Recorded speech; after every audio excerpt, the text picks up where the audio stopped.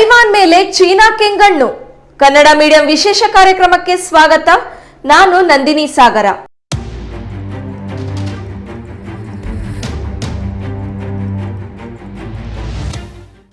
ಚೀನಾವು ಯಾವುದೇ ಸಮಯದಲ್ಲಿ ಸಣ್ಣ ರಾಷ್ಟ್ರ ತೈವಾನ್ ಮೇಲೆ ದಾಳಿ ಮಾಡುವ ಸಾಧ್ಯತೆ ಇದೆ. ಚೀನಾದ ಆಕ್ರಮಣದ ಬೆದರಿಕೆಯನ್ನ ನಿರಂತರವಾಗಿ ಎದುರಿಸ್ತಾ ಇರೋ ತೈವಾನ್ ಜಲಸಂಧಿ ಇದೀಗ ವಿಶ್ವದ ಅತ್ಯಂತ ದುರ್ಬಲ ಸ್ಥಳವಾಗಿದೆ. ಚೀನಾವು ಯಾವುದೇ ಸಮಯದಲ್ಲಿ ಈ ಸಣ್ಣ ರಾಷ್ಟ್ರದ ಮೇಲೆ ದಾಳಿ ಮಾಡುವ ಸಾಧ್ಯತೆ ಇದೆ. ಹಾಗಾಗಿ ಇದು ಮೂರನೇ ಮಹಾಯುದ್ಧದಂತಹ ಪರಿಸ್ಥಿತಿಯನ್ನ ತಂದೊಡ್ಡುವ ಅಪಾಯವಿದೆ. ಹಾಗಾದ್ರೆ ಚೀನಾ ಕೆಂಗಣ್ಣು ಯಾಕೆ ತೈವಾನ್ ಮೇಲೆ ಬಿದ್ದಿದೆ? ಅಲ್ಲಿ ಏನಾಗಬಹುದು? ಚೀನಾದ ಆಯ್ಕೆಗಳೇನು? ಒಂದು ವೇಳೆ ಯುದ್ಧ ಸಂಭವಿಸಿದ್ರೆ ಯಾವ ರೀತಿ ಇರತ್ತೆ? ಇದೆಲ್ಲದರ ಬಗ್ಗೆ ಮಾಹಿತಿ ಕೊಡ್ತೀವಿ, ನೋಡಿ.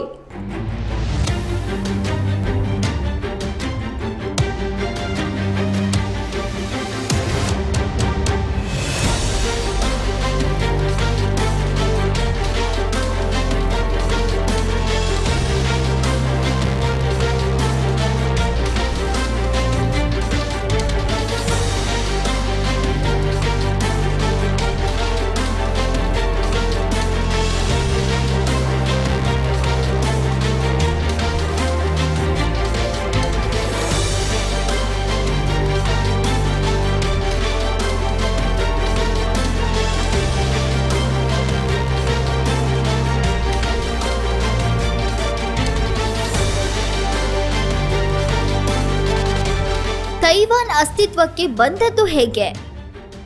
ಎರಡನೇ ಮಹಾಯುದ್ಧದ ಅನಂತರ ಚೀನಾದಲ್ಲಿ ಕೌಮಿಟಾಂಗ್ ನೇತೃತ್ವದ ಗಣರಾಜ್ಯ ಮತ್ತು ಚೀನಾದ ಕಮ್ಯುನಿಸ್ಟರ ನಡುವೆ ಅಂತರ್ಯುದ್ಧ ನಡೆಯಿತು.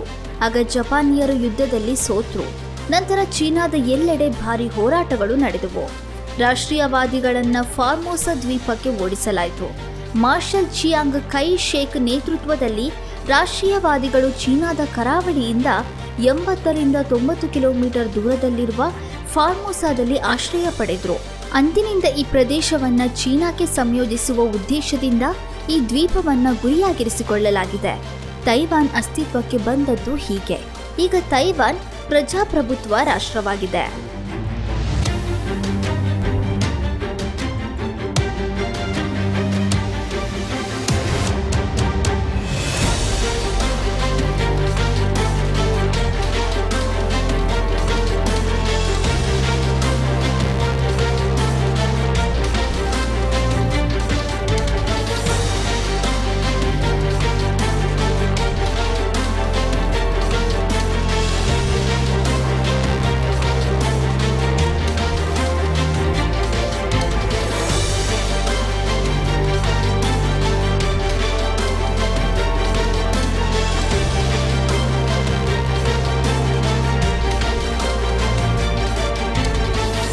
ತೈವಾನ್ ಯಾಕೆ ಚೀನಾಗೆ ಮುಖ್ಯವಾಗಿದೆ? ಉದ್ಯಮವೇ ತೈವಾನ್ನ ನಿರ್ಣಾಯಕ ಅಂಶವಾಗಿದೆ. ತೈವಾನ್ ಸೆಮಿಕಂಡಕ್ಟರ್ ಮ್ಯಾನುಫ್ಯಾಕ್ಚರಿಂಗ್ ಕಂಪನಿ ಅಥವಾ TSMC ಸೆಮಿಕಂಡಕ್ಟರ್ ಚಿಪ್ಗಳನ್ನು ಅತಿ ಹೆಚ್ಚು ಪ್ರಮಾಣದಲ್ಲಿ ತಯಾರಿಸುವ ದೇಶ. ಈ ಸೆಮಿಕಂಡಕ್ಟರ್ಗಳು ಮೊಬೈಲ್ ಫೋನ್, ಲ್ಯಾಪ್ಟಾಪ್, ಕಾರು, ಕೈಗಡಿಯಾರ ಸೇರಿದಂತೆ ಹಲವು ಅತ್ಯಾಧುನಿಕ ಎಲೆಕ್ಟ್ರಾನಿಕ್ ಉತ್ಪನ್ನಗಳಿಗೆ ಶಕ್ತಿ ನೀಡುತ್ತೆ. ಅವು ಎಲ್ಲ ಎಲೆಕ್ಟ್ರಾನ್ ವ್ಯವಸ್ಥೆಗಳ ಮಿದುಳುಗಳಾಗಿವೆ. ಒಟ್ಟಾರೆಯಾಗಿ ಹೇಳುವುದಾದರೆ ಜಾಗತಿಕ ಸೆಮಿಕಂಡಕ್ಟರ್ ಉತ್ಪನ್ನಗಳಲ್ಲಿ ಅಮೆರಿಕದ ಪಾಲು 12%, ತೈವಾನ್ ಕಂಪನಿಗಳ ಪಾಲು 63%ರಷ್ಟಿದೆ. ಹಾಗಾಗಿ ತೈವಾನನ್ನು ಚೀನಾ ವಶಪಡಿಸಿಕೊಂಡರೆ ಅದು ಮಾತೃಭೂಮಿಯನ್ನ ಪ್ರತಿಪಾದಿಸುವ ರೀತಿಯಲ್ಲಿ ಮತ್ತೆ ಒಂದಾಗುವುದು ಮಾತ್ರವಲ್ಲದೆ ಆರ್ಥಿಕ ಲಾಭವನ್ನು ಪಡೆಯುತ್ತದೆ. ಚೀನಾ ತೈವಾನನ್ನು ಆಕ್ರಮಿಸಿಕೊಂಡ್ರೆ ಅದು ಇಡೀ ಪಶ್ಚಿಮ ಪೆಸಿಫಿಕ್ ವಲಯದಲ್ಲಿ ಪ್ರಾಬಲ್ಯ ಸಾಧಿಸಬಹುದು. ಇದು ತೈವಾನ್ ಕಾರ್ಯತಂತ್ರದ ಉತ್ಕೃಷ್ಟ ಪ್ರಯೋಜನವಾಗಿದೆ. ಇಲ್ಲಿಂದ ಜಪಾನ್ ಕಡೆಗೆ ದಾಳಿ ಮಾಡಬಹುದು ಮತ್ತು ದಕ್ಷಿಣ ಚೀನಾ ಸಮುದ್ರವನ್ನು ಸ್ವಾಧೀನಕ್ಕೆ ಪಡೆಯಬಹುದು ಮತ್ತು ದ್ವೀಪಗಳ ಎರಡನೇ ಸರಪಳಿಯ ಕಡೆಗೂ ದಾಳಿ ಮಾಡಬಹುದು. ಮುಳುಗದಿರುವ ವಿಮಾನವಾಹಕ ನೌಕೆಯಂತೆ ಚೀನಾದ ಮುಖ್ಯ ಭೂಭಾಗಕ್ಕೆ ತೈವಾನ್ ಅಪಾಯದ ಬೆದರಿಕೆಯನ್ನೊಡ್ಡುತ್ತಿದೆ.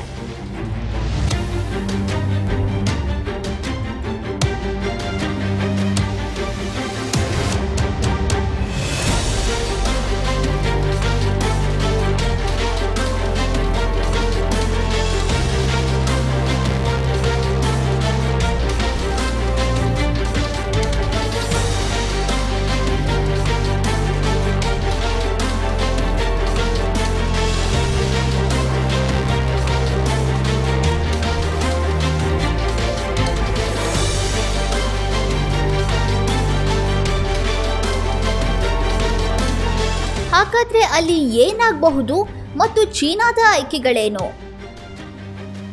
ಮುಂದಿನ 10 ವರ್ಷಗಳಲ್ಲಿ ಅಂದ್ರೆ 2030ರ ಒಳಗೆ ತೈವಾನ್ ವಶಪಡಿಸಿಕೊಳ್ಳಲು ಚೀನಾ ಎಲ್ಲ ಪ್ರಯತ್ನ ಮಾಡುವ ಸಾಧ್ಯತೆ ಇದೆ. ಯುದ್ಧ ನೌಕೆಗಳ ಸಂಖ್ಯೆಯಲ್ಲಿ ಚೀನಾ ಈಗ ಅಮೆರಿಕದ ನೌಕೆಪಡೆಯನ್ನು ಮೀರಿಸಿದೆ. ಚೀನಾದ ನೌಕೆಪಡೆಯ ಬಳಿ ಈಗ 380 ಯುದ್ಧ ನೌಕೆಗಳಿವೆ. ಪ್ರದೇಶ ನಿರಾಕರಣೆ ಅಥವಾ ಪ್ರವೇಶ ವಿರೋಧಿ ತಂತ್ರಗಳ ಮೂಲಕ ಅಮೆರಿಕದ ಯಾವುದೇ ಹಸ್ತಕ್ಷೇಪವನ್ನ ಚೀನಿಯರು ಯಶಸ್ವಿಯಾಗಿ ತಡೆಗಟ್ಟಿದ್ದಾರೆ. ತೈವಾನ್ ವಿರುದ್ಧ ನಡೆಸುವ ಯಾವುದೇ ಯುದ್ಧದಲ್ಲಿ ಅಮೆರಿಕ ಮಧ್ಯಪ್ರವೇಶಿಸಲು ಸಾಧ್ಯವಾಗದಂತೆ ಮಾಡಲು ಅವರು ಪ್ರಯತ್ನ ಮಾಡ್ತಾ ಇದ್ದಾರೆ. ಪ್ರಾಥಮಿಕ ಪ್ರವೇಶ ನಿರ್ಬಂಧ ತಂತ್ರವು ಅಮೆರಿಕದ ವಿಮಾನವಾಹಕ ಯುದ್ಧ ನೌಕೆಗಳನ್ನು ಹೊರದಬ್ಬುವುದರ ಮೇಲೆ ಆಧಾರಿತವಾಗಿದೆ. ತೈವಾನ್ ಜೊತೆಗಿನ ಬಿಕ್ಕಟ್ಟು ಉಲ್ಬಣಿಸಿದ ಬೆನ್ನಲ್ಲೇ ಕ್ಯಾರಿಯರ್ ವಾರ್ ಗ್ರೂಪ್ಗಳನ್ನು ಮುಂದಕ್ಕೆ ದಾಟಿಸುವುದು ಅಮೆರಿಕದ ಪ್ರಮಾಣಿತ ಪ್ರತಿಕ್ರಿಯೆ ಆಗಿರುತ್ತೆ. ಆದ್ದರಿಂದ ಚೀನಿಯರು ಈ ವಿಮಾನವಾಹಕ ನೌಕೆಗಳ ಮೇಲೆ ದಾಳಿಗೆ ಬಳಸಬಹುದಾದ 3000 ಕಿಲೋಮೀಟರ್ ವ್ಯಾಪ್ತಿಯ ಡಾಕ್ ವಿಂಗ್ 21D ಖಂಡಾಂತರ ಬ್ಯಾಲಿಸ್ಟಿಕ್ ಕ್ಷಿಪಣಿಯನ್ನ ಅಭಿವೃದ್ಧಿಪಡಿಸಿದ್ದಾರೆ. ಆದರೆ ಅಮೆರಿಕನ್ ಏರ್ಕ್ರಾಫ್ಟ್ ಕ್ಯಾರಿಯರ್ ಬ್ಯಾಟಲ್ ಗ್ರೂಪ್ಗಳನ್ನು ನಾಶ ಮಾಡಲು ಏಕಕಾಲಕ್ಕೆ ಕನಿಷ್ಠ 360 ಕ್ಷಿಪಣಿಗಳನ್ನು ಉಡಾಯಿಸುವ ತಂತ್ರ ಅನುಸರಿಸುವುದಕ್ಕೆ ಚೀನಾ ಮುಂದಾಗಲಿದೆ. ಗುವಾಮ್ ಮತ್ತು ಮೈಕ್ರೋನೇಷ್ಯಾದ ದ್ವೀಪಗಳಿಂದ ವ್ಯಾಪಿಸಿರುವ ದ್ವೀಪಗಳ 2ನೇ ಸರಪಳಿಯ ಇನ್ನೊಂದು ಬದಿಯಲ್ಲಿ ಉಳಿಯುವಂತೆ ಮಾಡ್ತಾರೆ.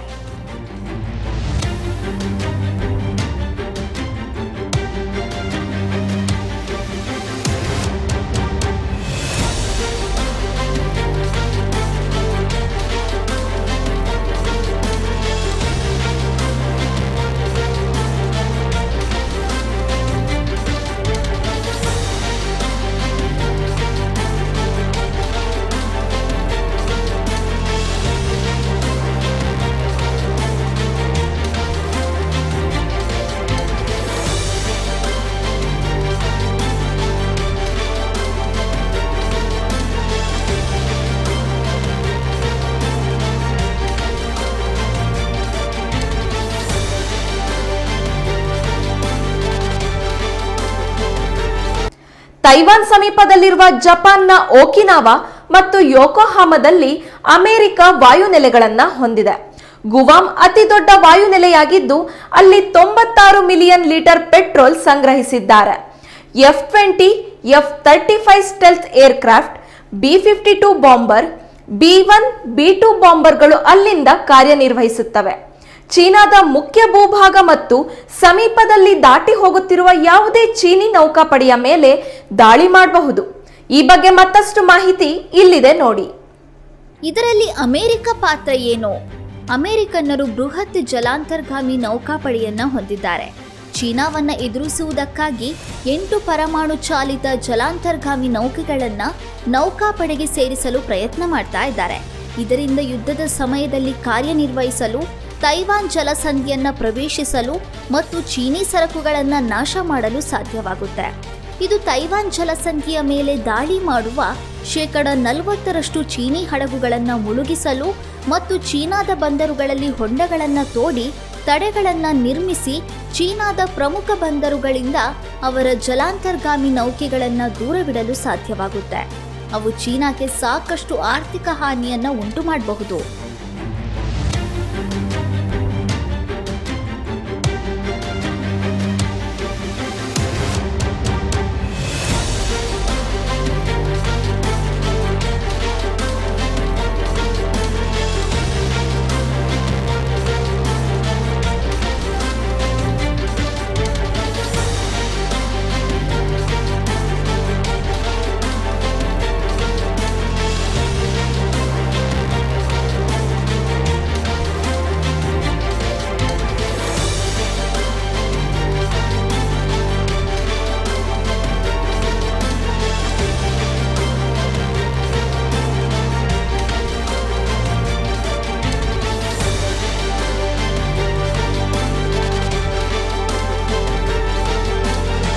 ಯುದ್ಧವು ಯಾವ ರೂಪದಲ್ಲಿ ಸಂಭವಿಸಬಹುದು?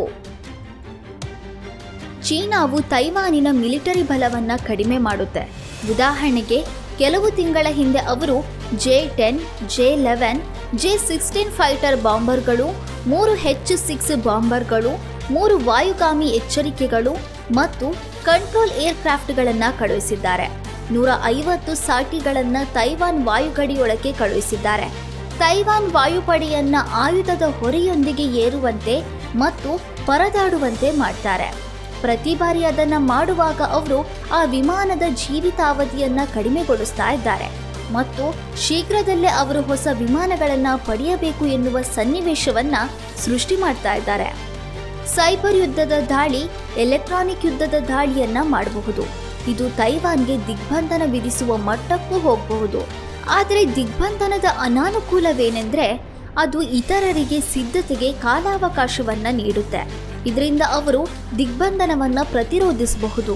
ಅಮೆರಿಕದ ವಿಮಾನಗಳು, ಅಮೆರಿಕದ ಜಲಾಂತರ್ಗಾಮಿ ನೌಕೆಗಳು ಈ ದಿಗ್ಬಂಧನವನ್ನು ಎದುರಿಸಬಹುದು ಮತ್ತು ಅವರು ಕೇವಲ ರೀತಿಯ ಚಲನೆಗೆ ಸಾಕಷ್ಟು ಸಮಯವನ್ನ ಪಡೆಯಬಹುದು ಮತ್ತು ಚೀನಿ ಯೋಜನೆಗಳನ್ನು ಧೂಳಿಪಟ ಮಾಡುವ ಕೆಲಸವನ್ನ ನಿರ್ವಹಿಸಬಹುದು.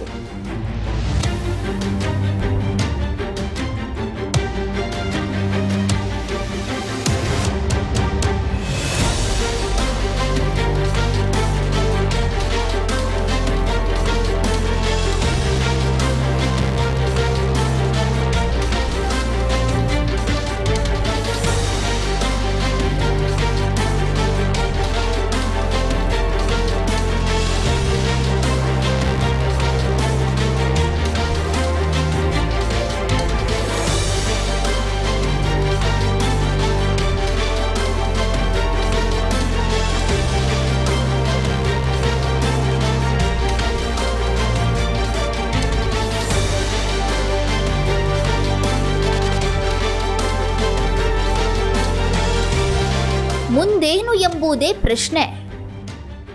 ಕಾರ್ಯಾಚರಣೆಯ ಮೂಲಕ ರಷ್ಯಾವು ತನ್ನ ಪಕ್ಕದಲ್ಲಿರುವ ಸಂಪೂರ್ಣ ಕ್ರೀಮಿಯನ್ನು ಪರ್ಯಾಯ ದ್ವೀಪವನ್ನು ಸ್ವಾಧೀನ ಮಾಡಿಕೊಳ್ತು. ಹಾಗೆ ತೈವಾನ್ಗೂ ಹಲವಾರು ದ್ವೀಪಗಳಿವೆ. ಅವು ಚೀನಾದ ಮುಖ್ಯ ಭೂಭಾಗಕ್ಕೆ ಬಹಳ ಹತ್ತಿರದಲ್ಲಿವೆ. ಅವುಗಳಲ್ಲಿ ಒಂದು ಫಾರ್ಗೋ ದ್ವೀಪ. ಚೀನಾದ ಕರಾವಳಿಯಿಂದ ಕೇವಲ 2 ಕಿಲೋಮೀಟರ್ ದೂರದಲ್ಲಿರುವ ಕಿನ್ಮನ್ ದ್ವೀಪವದು. ಆದ್ದರಿಂದ ಒಂದು ರೀತಿಯ ಪೂರ್ವಭಾವಿ ಕಾರ್ಯಾಚರಣೆ ಅಥವಾ ತೈವಾನ್ ವಿರುದ್ಧದ ಪ್ರದರ್ಶನವಾಗಿ ಚೀನಾ ಈ ದ್ವೀಪಗಳನ್ನು ಸುಲಭವಾಗಿ ವಶಪಡಿಸಿಕೊಳ್ಳಬಹುದು. ಈ ದ್ವೀಪಗಳನ್ನು ಚೀನಾ ವಶಪಡಿಸಿಕೊಂಡ್ರೆ ತೈವಾನ್ ಕುಸಿಯುತ್ತದೆಯೇ? ಬಾಹ್ಯರೇಖೆಯ ದ್ವೀಪಗಳನ್ನು ಕಳೆದುಕೊಳ್ಳುವ ಕಾರಣಕ್ಕೆ ತೈವಾನ್ ಎಂದಿಗೂ ಕುಸಿಯೋದಿಲ್ಲ. ತೈವಾನ್ ಕೂಡ ಇಂತಹ ದಾಳಿಗಳನ್ನು ಎದುರಿಸಲು ಯೋಜನೆಗಳನ್ನು ರೂಪಿಸಿದೆ. ತೈವಾನ್ನ ಮುಖ್ಯ ಭೂಭಾಗವು ಸುಮಾರು 80ರಿಂದ 90 ಕಿಲೋಮೀಟರ್ಗಳಷ್ಟಿದೆ. ಹೀಗಾಗಿ ದೊಡ್ಡ ಪ್ರಮಾಣದ ಆಕ್ರಮಣದ ಅಗತ್ಯವಿರುತ್ತೆ. ಅಷ್ಟು ಹೊತ್ತಿಗೆ ಜಗತ್ತಿಗೆ ಸಂದೇಶ ರವಾನೆಯಾಗುತ್ತೆ ಮತ್ತು ಚೀನಿ ಆಕ್ರಮಣಶೀಲತೆಯ ವಿರುದ್ಧ ದುರಾಭಿಪ್ರಾಯವನ್ನು ಮೂಡಿಸಲು ಅಮೆರಿಕಕ್ಕೆ ಸಾಕಷ್ಟು ಕಾಲಾವಕಾಶ ಲಭ್ಯವಾಗುತ್ತೆ.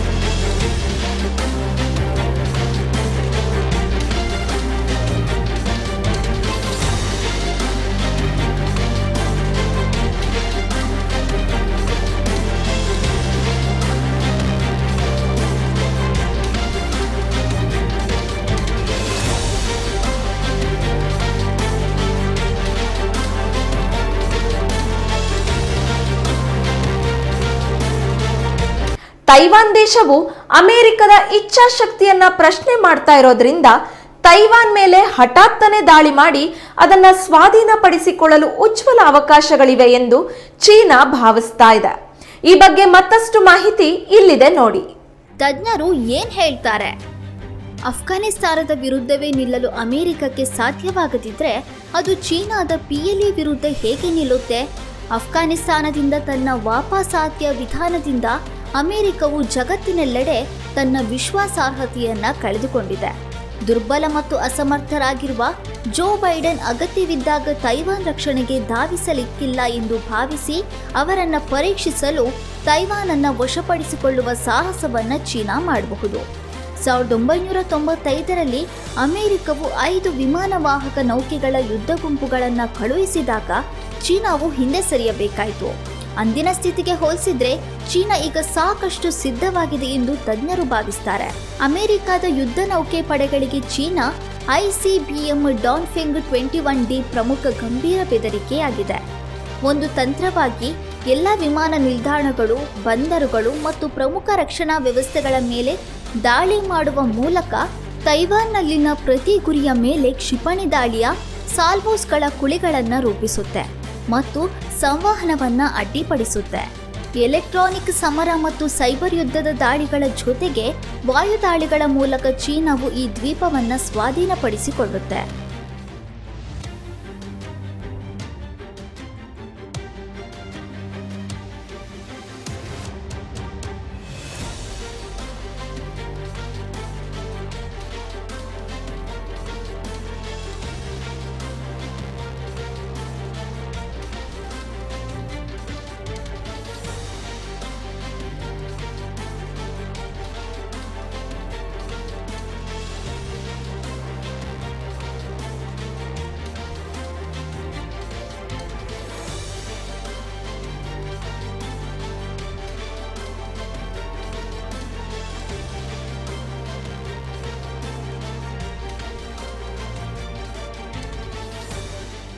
ಅಮೆರಿಕದ ಆಯ್ಕೆಗಳು ಯಾವುವು? ಈ ಸಂಪೂರ್ಣ ಪ್ರಕ್ರಿಯೆಯು ಶರವೇಗದಲ್ಲಿರುತ್ತೆ. ಚೀನಿಯರು ಇದನ್ನ ಮಾಡಬಹುದೇ? ಹೌದು, ಅವರ ಸಾಮರ್ಥ್ಯಗಳು ಈಗ ತುಂಬಾ ಉತ್ತಮವಾಗಿದೆ. 3ನೇ ವಿಧದ ದಾಳಿಯನ್ನ ನಡೆಸುವ ತಮ್ಮ ಸಾಮರ್ಥ್ಯವನ್ನ ಅವರು ಸ್ಥಿರವಾಗಿ ಹೆಚ್ಚಿಸಿಕೊಳ್ತಾ ಇದ್ದಾರೆ. ಅಂತಹ ಅಪಾಯವನ್ನ ಅವರು ತೆಗೆದುಕೊಳ್ಳುವರೆ? ಇದು ಹೆಚ್ಚಿನ ಅಪಾಯಕಾರಿ ಕಾರ್ಯಾಚರಣೆಯಾಗಿದೆ, ಏಕೆಂದರೆ ಇದನ್ನ ಪರಮಾಣು ಶಸ್ತ್ರಗಳ ಹಿನ್ನೆಲೆಯಲ್ಲಿ ಮಾಡಲಾಗುತ್ತೆ. ಚೀನಾ ಮತ್ತು ಅಮೆರಿಕ ಎರಡೂ ಪರಮಾಣು ಸಶಕ್ತ ದೇಶಗಳಾಗಿವೆ. ಯಾವೊಂದು ದೇಶ ಹಿನ್ನಡೆ ಅನುಭವಿಸಿದ್ರೂ ಒಂದೋ ದೊಡ್ಡ ತೊಂದರೆಗೆ ಸಿಲುಕಬೇಕು ಅಥವಾ ಮರ್ಯಾದೆ ಕಳೆದುಕೊಳ್ಳಬೇಕು ಎಂಬ ಪರಿಸ್ಥಿತಿ ಇದೆ. ಇದು 2025ರ ಅನಂತರ ಯಾವುದೇ ಸಮಯದಲ್ಲಿ ಸಂಭವಿಸಬಹುದು. ಅದರ ಮೂಲಕ ಚೀನಿಯರು ತೈವಾನ್ ಜಲಸಂಧಿಯಾದ್ಯಂತ ಪ್ರಮುಖ ಭೂ ಮತ್ತು ನೌಕಾ ದಾಳಿಯನ್ನು ಪ್ರಾರಂಭಿಸಲು ಸಂಪೂರ್ಣವಾಗಿ ಸಿದ್ಧರಾಗ್ತಾರೆ. ಒಂದು, ಅವರ ವಿಮಾನವಾಹಕ ನೌಕೆ ಯುದ್ಧ ಗುಂಪುಗಳು ಚೀನಾದತ್ತ ಧಾವಿಸಿ ದ್ವೀಪವನ್ನು ಆಕ್ರಮಿಸಲು ಬರಲಿರುವ 10 ರಿಂದ 20 ಸಾವಿರ ಹಡಗುಗಳ ಮೇಲೆ ದಾಳಿ ಮಾಡಬಹುದು. ತಮ್ಮ ಕ್ರೂಸ್ ಕ್ಷಿಪಣಿಗಳ ಮೂಲಕ ಗಾಳಿಯಿಂದ ದಾಳಿ ಮಾಡಬಹುದು. ಅವರು ದ್ವೀಪಗಳ 2ನೇ ಸರಪಳಿಯ ಮೇಲೆ ಹಲವಾರು ಕ್ರೂಸ್ ಕ್ಷಿಪಣಿಗಳು ಮತ್ತು ಇತರೆ ದೀರ್ಘವ್ಯಾಪ್ತಿಯ ಕ್ಷಿಪಣಿಗಳನ್ನು ಹಾಕಬಹುದು. ಅಷ್ಟು ಹೊತ್ತಿಗೆ ಅವರ ವಾಯುಪಡೆಯ ವಿಮಾನಗಳು ಬರಬಹುದು. ಅವರ ವಿಮಾನವಾಹಕ ನೌಕೆಯ ಯುದ್ಧ ಗುಂಪುಗಳಿಗೆ ಅಪಾಯವಿದ್ರೆ ಅವರು ಅವುಗಳನ್ನು 2ನೇ ದ್ವೀಪಗಳ ಸರಪಳಿಯ ಇನ್ನೊಂದು ಬದಿಯಲ್ಲಿ ನಿಲ್ಲಿಸಬೇಕಾಗಬಹುದು. ಆದರೆ ಗುವಾಮ್ನಿಂದ ಅವರ ಬಾಂಬರ್ಗಳು, ಜಪಾನ್ನಲ್ಲಿರುವ ನೆಲೆಗಳು ಈ ರೀತಿಯ ಸನ್ನಿವೇಶದಲ್ಲಿ ಹೋರಾಟಕ್ಕೆ ಖಂಡಿತವಾಗಿಯೂ ನಿರ್ಣಾಯಕವಾಗಿವೆ.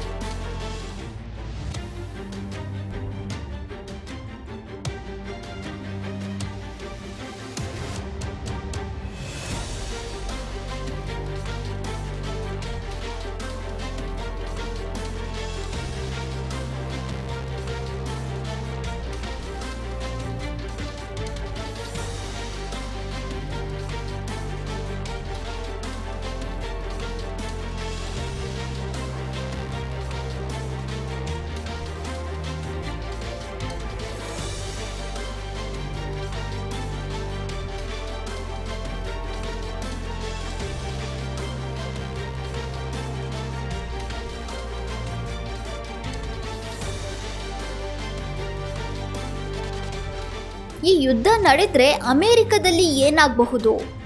ಸಿಂಗಾಪುರ ಮತ್ತು ಆಸ್ಟ್ರೇಲಿಯಾದಲ್ಲಿರುವ ನೆಲೆಗಳಿಂದ ಕ್ರೂಸ್ ಕ್ಷಿಪಣಿಗಳನ್ನು ಹೊಂದಿರುವ ದೀರ್ಘ ಶ್ರೇಣಿಯ ಬಾಂಬರ್ಗಳು ಟೇಕ್ ಆಫ್ ಆಗಬಹುದು. ಈ ಜಲಾಂತರ್ಗಾಮಿ ನೌಕೆಗಳು ತೈವಾನ್ ಜಲಸಂಧಿಗೆ ಒಂದು ಸಮೂಹವನ್ನು ಸೃಷ್ಟಿಸಬಹುದು. ಮತ್ತು ಗರಿಷ್ಠ ನಷ್ಟವನ್ನು ಉಂಟು ಮಾಡಲು ಪ್ರಯತ್ನ ಮಾಡಬಹುದು. ಕನಿಷ್ಠ 40%ಕ್ಕೂ ಹೆಚ್ಚಿನ ಚೀನಿ ನೌಕೆಪಡೆಯನ್ನು ನಾಶಪಡಿಸಬಹುದು. ಮಧ್ಯ ಪ್ರವೇಶಿಸುವ ಅಮೆರಿಕದ ಜಲಾಂತರ್ಗಾಮಿ ನೌಕೆಗಳು ಮತ್ತು ಅಮೆರಿಕನ್ನರು ಆಕಾಶದ ಮೇಲೆ ನಿಯಂತ್ರಣವನ್ನು ಪಡೆದ ಮೇಲೆ ತಾವು ಪೂರ್ಣವಾಗಿ ವ್ಯಾಪಿಸಿದ್ದೇವೆ ಎಂದು ಭಾವಿಸಿದ್ರೆ ಆಮೇಲೆ ತಮ್ಮ ವಿಮಾನವಾಹಕ ನೌಕೆಯ ಯುದ್ಧ ಗುಂಪುಗಳನ್ನು ಕಳುಹಿಸಬಹುದು.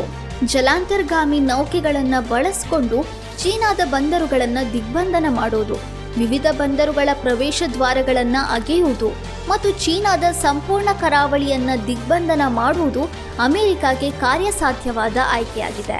ಆದ್ದರಿಂದ ಇದು ಹೆಚ್ಚಿನ ಅಪಾಯದ ಸನ್ನಿವೇಶವಾಗಿದೆ ಮತ್ತು ಇದು ಹೇಗೆ ತೆರೆದುಕೊಳ್ಳುತ್ತೆ ಎಂಬುದು ಅಮೆರಿಕದಲ್ಲಿ ಹಠಾತ್ ರಾಜಕೀಯ ಅಸ್ಥಿರತೆ, ಮುಂದಿನ ಚುನಾವಣಾ ಅವಧಿ ಅಥವಾ ಮಧ್ಯದ ಯಾವುದೇ ಅವಧಿಯಂತಹ ಅನೇಕ ಅವಕಾಶಗಳ ಮೇಲೆ ಅವಲಂಬಿತವಾಗಿರುತ್ತೆ. ಚೀನಾ ಇದರ ಲಾಭ ಪಡೆಯಬಹುದು. ಚೀನಾ ಖಂಡಿತವಾಗಿಯೂ ಈ ರೀತಿಯ ಸನ್ನಿವೇಶಕ್ಕೆ ಸಜ್ಜಾಗ್ತಾ ಇದೆ. ಪರಮಾಣು ಹಿನ್ನೆಲೆಯ ವಿರುದ್ಧ ಬಹಳ ದೊಡ್ಡ ಸಂಘರ್ಷವು ಸ್ಫೋಟಗೊಳ್ಳುವ ಮತ್ತು ಎಚ್ಚರಿಕೆ ಇಲ್ಲದೆ ಹಠಾತ್ತಾಗಿ ಸ್ಫೋಟಗೊಳ್ಳುವ ವಿಶ್ವದ ಹಾಟ್ಸ್ಪಾಟ್ಗಳಲ್ಲಿ ಅದೂ ಒಂದಾಗಿದೆ.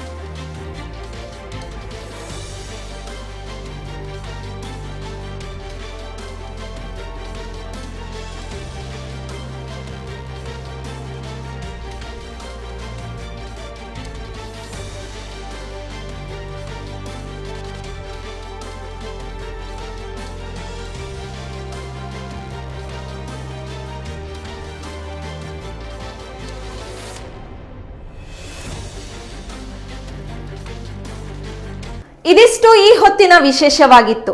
ಮತ್ತಷ್ಟು ವಿಶೇಷಗಳಿಗಾಗಿ ನೋಡ್ತಾ ಇರಿ ಕನ್ನಡ ಮೀಡಿಯಂ 24x7, ಸಂಭವಿಸು ಸಮಸ್ತರ ನಡುವೆ.